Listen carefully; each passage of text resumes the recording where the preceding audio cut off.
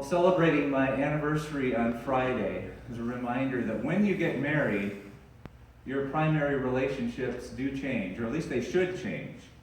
That mom or dad or sister or brother can no longer be the most significant relationship in your life, at least if you want to have a healthy marriage. None of those others can be the primary relationship anymore. But does that mean that you're being mean to those relatives by saying you can't be the most important anymore? Are you being mean by saying to your mom after you get married, you can't be the most important person in my life? Or are you being mean to your sister or brother? No, you're just being faithful to the one you made the commitment to.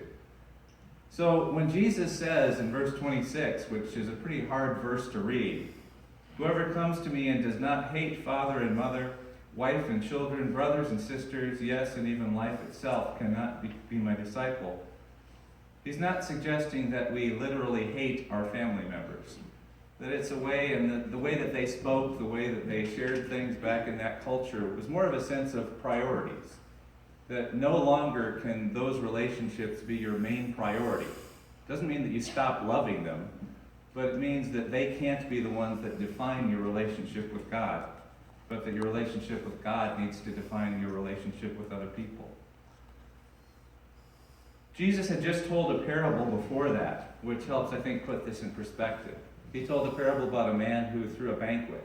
And when he threw the banquet, he invited the people who really should have come. And basically because of their relationship with him, they should have come to the banquet. That culture was a culture of honor. And when you're invited to something, it wasn't just whether it was convenient or not. You went because you wanted to honor the person who invited you. But all of a sudden, after he sent out his invitations, then he started getting these RSVPs saying, oh, you know what, I bought some land. Haven't had a chance to really check it out yet, so sorry I can't come to your banquet.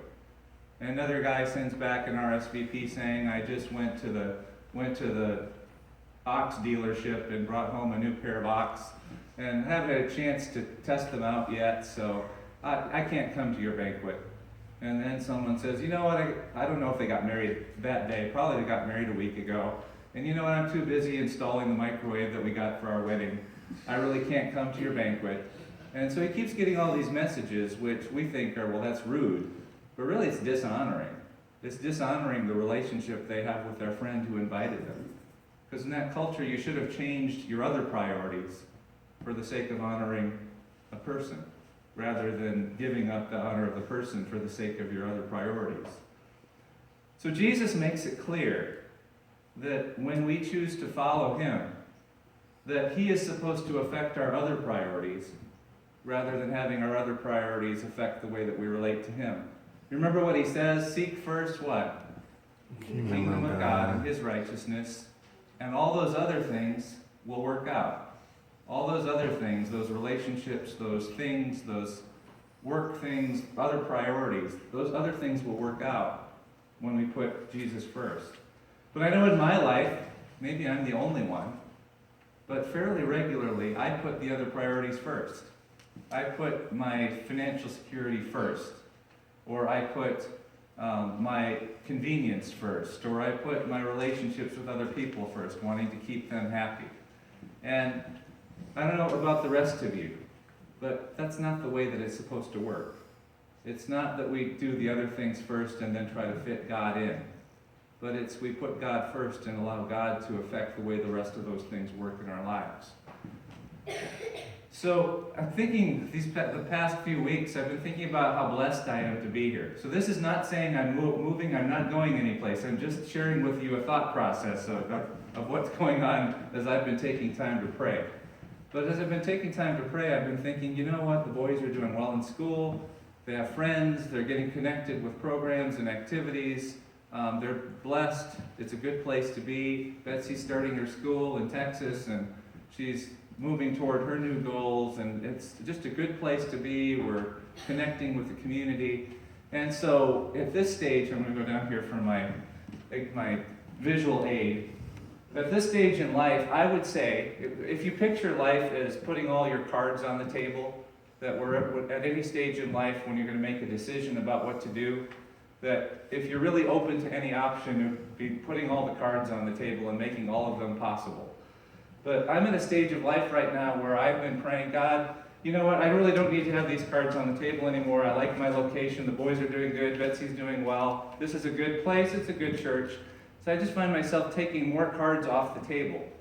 And as I've been doing that, I heard God, not audibly, but just sensed God saying, do you really think that your family's better off if you stay in control of those areas of life? Do you really think your family's better off if you model to them that trusting your own agenda and your own priorities is a better way to do things than trusting mine? And of course I had to answer God, no, I don't think that's a better thing for my family. But the best thing I can do for my family is to model to my family what it looks like to keep all my cards on the table and always allow God to speak into those areas of life. So, as you think of your own life, where you are right now, are you allowing the things of the world, the relationships, your job, are you allowing those things to define God's access to your life? Are you at a place in life where you've taken a whole lot of the cards off? You know what, I don't want to discuss my job, I don't want to discuss my location, I don't want to discuss how I deal with this activity or habit in my life, I don't want to discuss this, I don't want to discuss that. If you honestly look at your life, have you taken a lot of the cards off the table and said, God, you don't have any say in this area anymore because I think I've got these areas worked out, or else I don't want you to have input in these areas. Well, I want to invite you to take time this week to pray about that. Because Jesus says, unless we keep all the cards on the table, we really can't be his disciple. I remember hearing a story about a famous teacher who was asked, someone came up to the teacher and says, now wasn't so-and-so a student of yours? And the teacher replied, yes, that person attended my classes, but they weren't a student of mine. Because they never really agreed with anything I said, they never really listened to what I said. And I think sometimes as Christians, we have to be honest and say that we attend Jesus' classes on Sunday morning, but we're not really disciples. We don't really make our lives available to God. So I just want to invite you this week to think about where has God been in your life and where do you want him to be in your life? Because it's easy to just go through life as a child and say, okay, well, I'm a child, I can't really make my own decisions, I'll decide to follow you when I graduate from high school. And then we graduate from high school and go to college. You know, and I'm pretty busy with my studies, I'll think about following you once I graduate from college. And then you graduate from college and you get a job and a mortgage. You know, and I'm pretty tied into this, I have to keep paying my mortgage. I really can't follow you right now, but maybe once I get a little bit stable, I will. And then you start having kids and you think, well, I really don't have the freedom right now, I need to wait till my kids grow up. And then your kids grow up and you think, well, just a couple more years and I'll have my full pension and then I can start making decisions. And then I'll follow you. And then you think, well, when I retire, then I'll follow you. And I think it's easy to just keep on getting in the habit of saying, no, I'm too busy. No, this really isn't the right time. My concern is that when you get to the end of your life and you look back, all you're going to see is your own activity. All you're going to see is your own agenda, your own priorities. You never really will have been a disciple of Jesus. You never really would have seen what would have happened if you would have trusted him. You never really would have put yourself in a place where you've had to depend on his provision and to see his amazing activity in your life. You never really would have gotten to know him the way that he wanted you to get to know him. And you never really would have been a disciple. Yeah, maybe you would have attended some of his lectures, but you would have never been a student of his.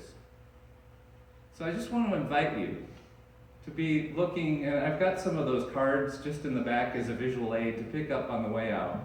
Pick one up and just say, use that, stick it in your Bible or in your devotional book, put it on the mirror in the bathroom and just say, are there areas of my life, are there cards that I've picked up and said, you don't have access to this.